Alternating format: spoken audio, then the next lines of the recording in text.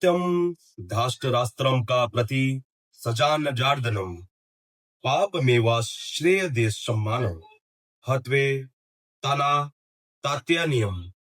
हे जनार्दन, धृष्टराज, संबंधियों को मारकर हम लोग को क्या प्रसन्नता होगी? इन अतिथियों को मारने से तो हमें पाप ही लगेगा।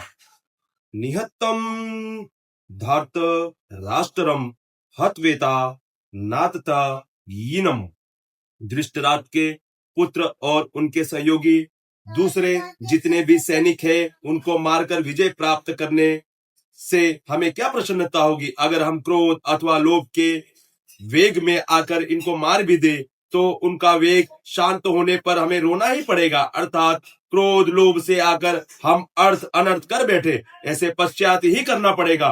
कुटुंबियों की याद करने पर उनका अभाव बार बार खटकेगा, चित्त में उनकी मृत्यु का शोक सताता रहेगा। ऐसी स्थिति में कभी प्रसन्नता हो सकती है क्या? तात्पर्य है कि इनको मारने से हम इस लोगों को जब तक जीते रहेंगे तब तक हमारे चित्त में कभी प्रसन्नता नहीं होगी। इनको मारने से हम जो पाप लगेगा वह परलोकों में हमें भयंकर दुख देखने वाला होगा। अत तताईचम प्रकार के होते हैं, आग लगाने वाला, विष देने वाला, हाथ में शस्त्र लेकर मारने को तैयार हुआ, धरने को हरने वाला, जमीन राज छीनने वाला और स्त्री का हरण करने वाला। दुर्योधन आदि में यह 6 लक्षण घटते थे। उन्होंने पांडवों की लाक्षा गृह में आग लगाकर मारना चाहा था, भीमसेन को जहर खिलाकर जल में फेंक दिया था, हाथ में शस्त्र लेकर वो पांडवों को मारने के लिए तैयार थे। ही दुष्ट कीड़ा में छल कपट करके उन्होंने पांडवों का धन और राज भी हर लिया। द्रौपदी के भरी सभा में लाकर दुर्योधन ने मैंने तेरे को जीत लिया है, तू मेरी दासी हो गई है आदि शब्दों से बड़ा अपमान किया था और दुर्योधन की प्रेरणा जयद्रथ द्रौपदी हर कर ले गया था। शास्त्रों के वाचक के अनुसार आततायु के मारने मरने वालों के कुछ भी दोष पाप नहीं लगता है। नात तथा ये विधे दोषो हंतु भरवती कश्चन। मनुस्मृति 8वां 351। परंतु आततायी को मारना उचित होते हुए भी मारने की क्रिया अच्छी नहीं है। शास्त्र भी कहता है कि मनुष्य कभी किसी की हिंसा नहीं करनी चाहिए, ना ही हिंसा तस्वार्य भूतानियम।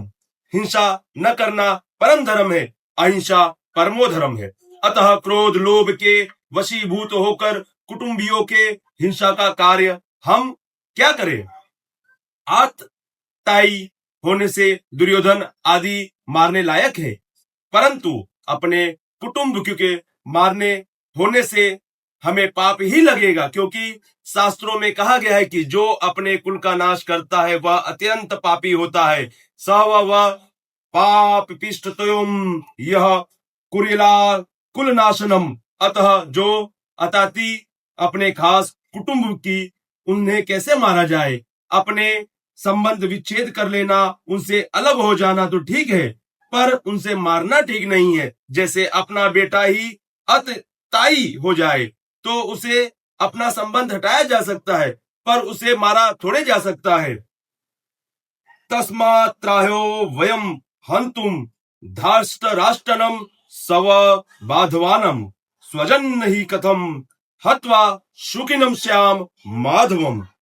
इसलिए आपने बांधव इन धृष्टराज संबंधियों को मारने के लिए हमें योग्य ही नहीं है, क्योंकि हे माधव, अपने कुटुंबियों को मारकर हम कैसे सुखी होंगे?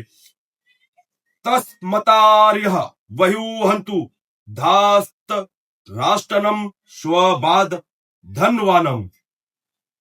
अभिवक्त पहले अध्याय में 28वें श्लोक में लेकर यहां तक मैंने कुटुंबियों को न मारने जितनी युक्तियां दलीलें दी हैं, जितने विचार प्रकट किए हैं, उनके रहते हुए भी हम ऐसे अनर्थकारी कार्यों में प्रवृत्ति हो सकते हैं। अपने बांधव इन धृष्टराज संबंधियों को मारने कार्य के लिए स्वार्थ ही आयोग है, अनुचित है। हम जैसे जैसे अच्छे पुरुष ऐसी अनुचिता करते सकते हैं।